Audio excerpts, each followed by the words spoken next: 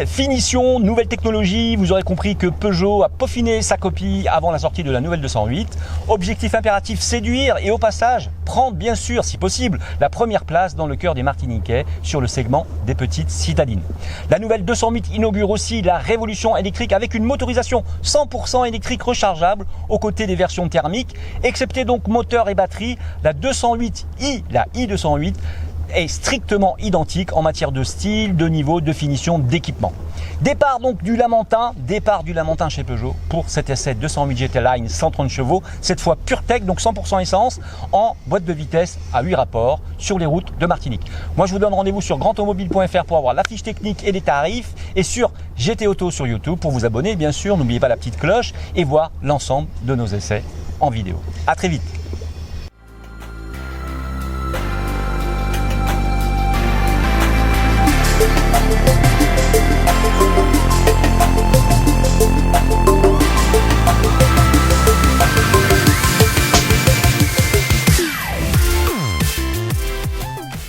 Peugeot Martinique nous a donné le volant de la GT Line. Visuellement, c'est la version la plus aboutie, avec ses jambes de 17 pouces et son éclairage full LED, caractérisé par 3 griffes situées à l'intérieur du phare.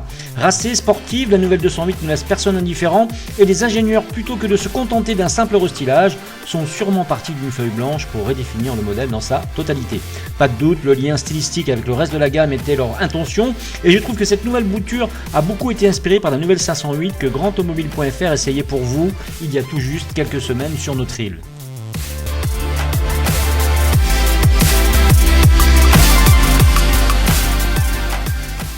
La nouvelle 208 plus longue, plus large et plus basse tranche avec sa devancière. Les ingénieurs Peugeot ont sans doute voulu dessiner un véhicule plus agressif qui en impose avec sa calandre verticale, son capot allongé et ses lignes tendues. La grande calandre en ressort donc d'autant plus, surtout les contours du bouclier ont pour effet de la projeter vers l'avant. Sans oublier les élargisseurs d'ailes sur les versions GT et GT Line de notre essai. Ajoutez à cela les 3 griffes des optiques full LED dont on parlait tout à l'heure et vous obtiendrez une image qui risque vite de provoquer l'éblouissement dans les rétroviseurs. Empruntant la signature visuelle de la 508 à l'avant, donc la 208 reprend la face arrière des 3008, 5008 et 508 avec la signature lumineuse à 3 griffes surmontée par un bandeau noir courant sur la largeur du coffre.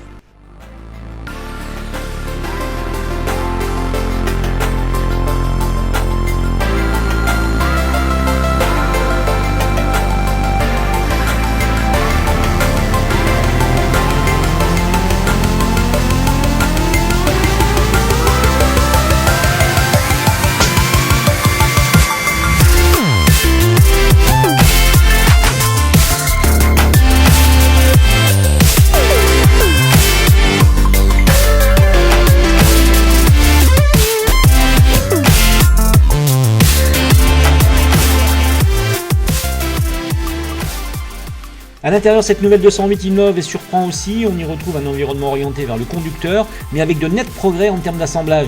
Elle inaugure le nouvel e-cockpit à l'ergonomie largement améliorée. L'habillage du milieu de la planche de bord est en plastique moulé, dont le rendu tressé fait autant d'effet que s'il était en fibre de carbone. Le combiné d'instrumentation s'affiche désormais sur 2 niveaux de lecture, avec les informations les plus importantes ou celles présentant un caractère d'urgence qui s'affichent en hologramme. Le gain en réactivité est de l'ordre d'une demi-seconde, assure la marque.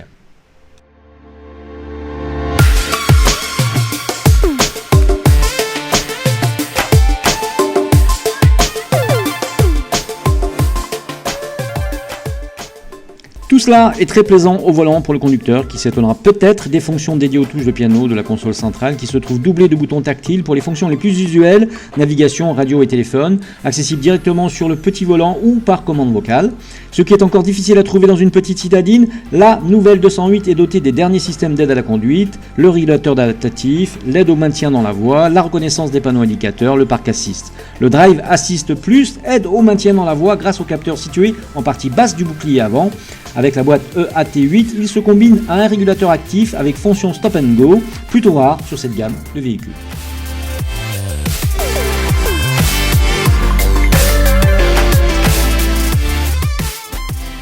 La nouvelle Peugeot 208 est équipée d'un sélecteur de mode de conduite qui influe directement sur l'ensemble des bases enregistrées en usine et donc le comportement du véhicule. Vous agissez sur votre voiture en sélectionnant les modes éco, normal ou sport. Le choix du mode de conduite est géré sur l'écran de l'e-cockpit 3D.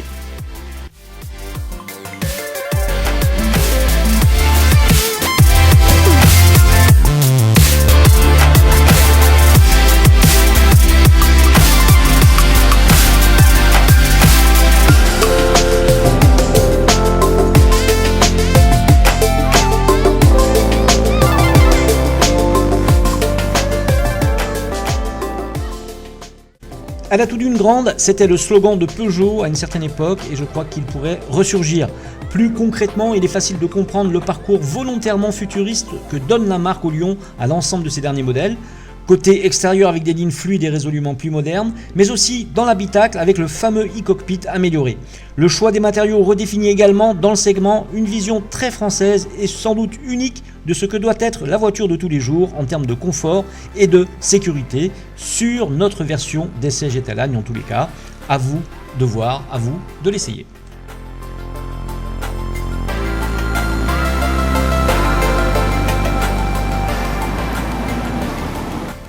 La 208 hérite de tout le savoir-faire Peugeot en matière de train roulant et on retrouve donc le typage cher à la marque avec un excellent toucher de route qui, ici, s'oriente plutôt vers une configuration confortable et basée sur la souplesse. Comparé aux dernières créations de la marque visant d'abord le dynamisme, on a ici un compromis différent allant vers une direction douce, tout comme l'amortissement.